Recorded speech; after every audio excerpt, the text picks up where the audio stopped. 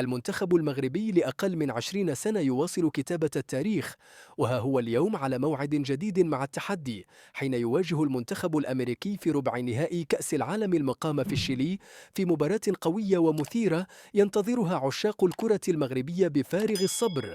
أشبال الأطلس يدخلون هذه المواجهة بمعنويات عالية بعد مشوار رائع في البطولة، ورغبة كبيرة في مواصلة الحلم نحو نصف النهائي وكتابة صفحة جديدة في سجل إنجازات كرة القدم المغربية. وستقام المباراة يوم الأحد 12 من أكتوبر على الساعة 9 مساء بتوقيت المغرب، في أجواء حماسية ينتظر أن تشهد دعما كبيرا من الجماهير المغربية التي تؤمن بقدرة هذا الجيل الذهبي على الذهاب بعيدا في البطولة.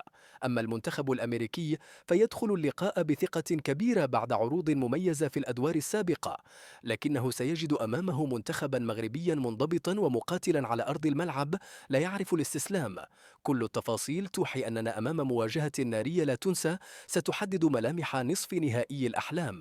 برأيكم، هل يواصل المنتخب المغربي مسيرته التاريخية ويبلغ المربع الذهبي؟